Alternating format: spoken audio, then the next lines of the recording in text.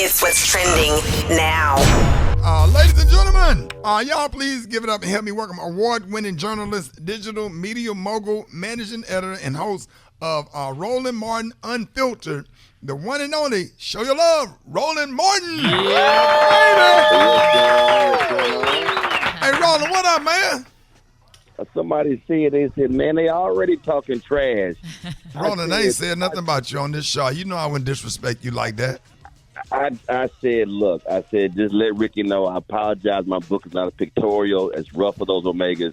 We got actual words in it. Pictorial, bro. He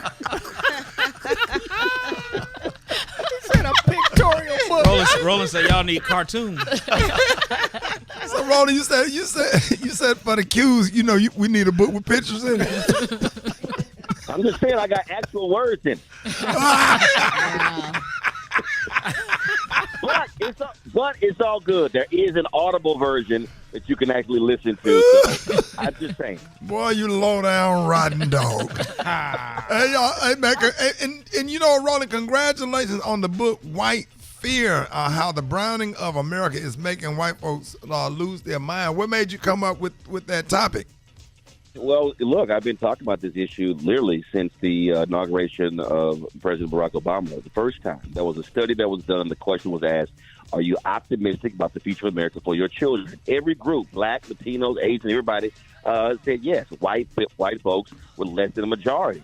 Of September 2016, the question was asked, are you optimistic about the future of America economically for the next 10 years? Black people, lowest wealth, highest optimism. White Americans, highest wealth, lowest optimism. You know, as Kathy Hughes said, you know, you got to be deeper than mustard on a hot dog.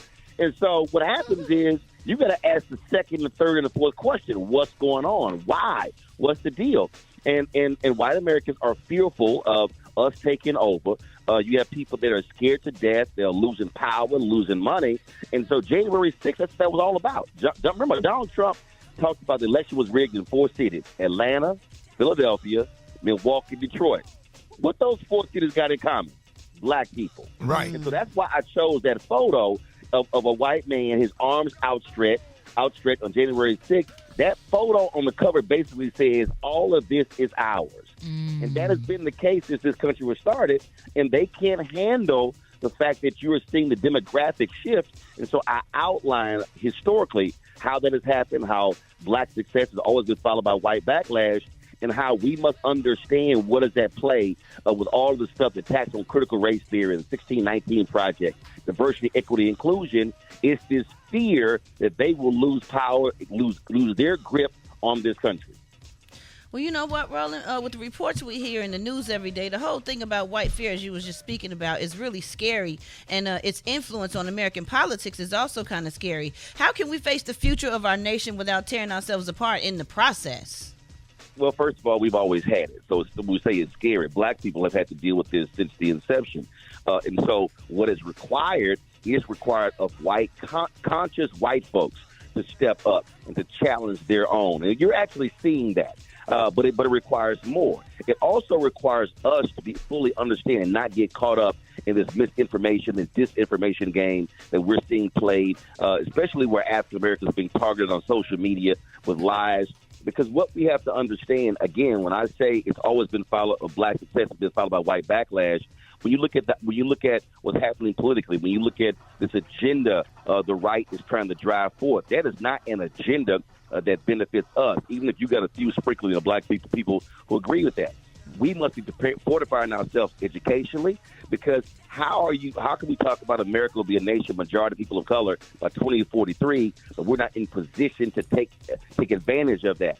I'm one of the huge advocates for black-owned media when it comes to advertising. $322 billion being spent every year, black-owned media not getting our fair share. We must be fighting for that. So we must be in an offensive state of mind where we're saying we are preparing ourselves. We talk about voting. You can't be running around here talking about, man, this is not going to change anything, when what you're doing is you are empowering white voters to continue to control.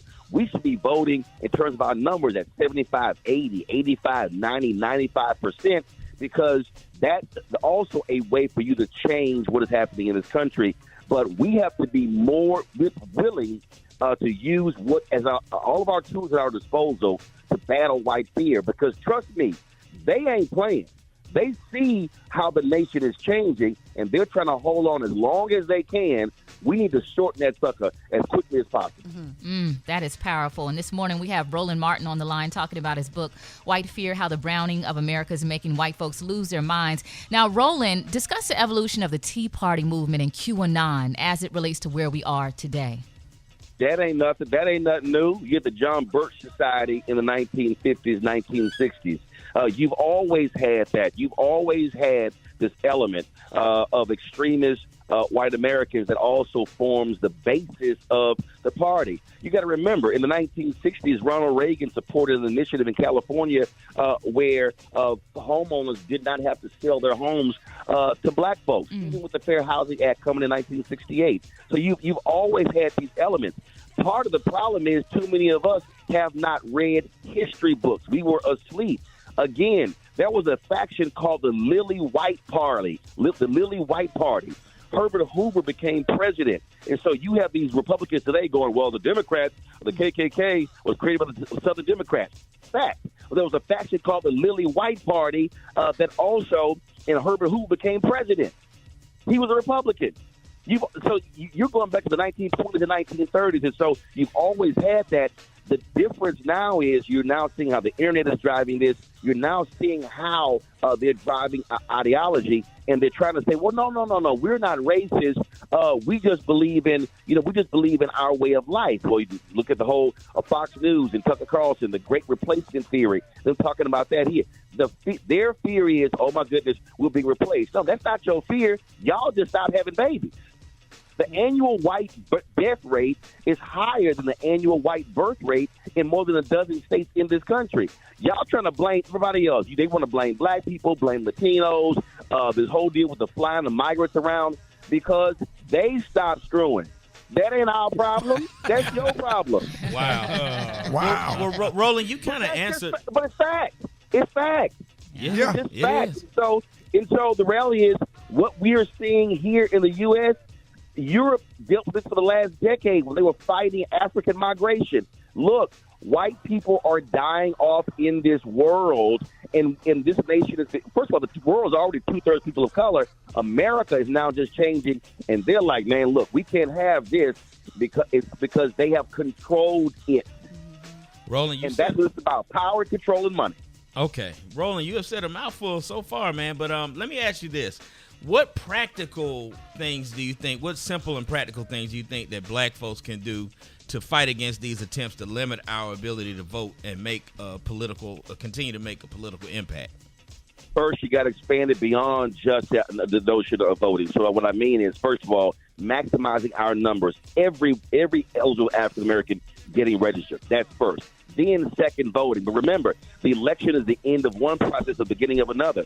We've got to ensure that we're showing up at city council meetings, county commissioners meetings, state legislature, and Congress as well, because voting is one thing, but then saying, no, you're going to then do what we said you were going to do. Everybody, look, other groups do that. That means also mobilizing our organization, every fraternity, every sorority, Eastern Star, Prince Hall Mason, Boule, you name it, because we have organized infrastructure to do this. Dr. King wrote in Chaos, Where Do We Go From Here, Chaos or Community?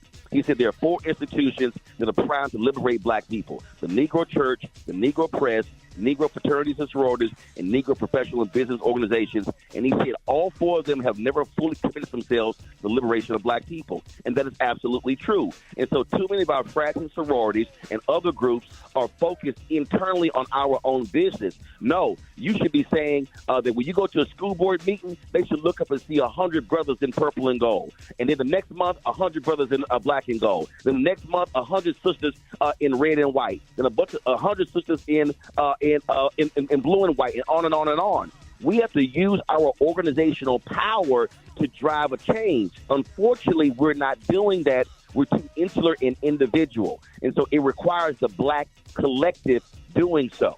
We talk about the fact that the federal government spends 1.67% of their contracts on black people. That's $560 billion they spend every year, and we only get $9 billion. Why in the hell aren't our institutions saying this is grossly unfair. That's what I'm talking about. We change this when we operate as a black collective and we stop operating as sole individuals who think we can change it just by ourselves. All right, Roland, where can people get your book, White Fear, How the Browning of America is Making White Folks Lose Their Mind? And, how can we follow you on, It's everywhere. Roland Martin Unfiltered? First of all, they can watch it everywhere. You get the book everywhere, Amazon, Barnes & Noble, Books A Million, Target. But also, if you want to support black bookstores, order the book through a black bookstore. That's also how you drive black economics.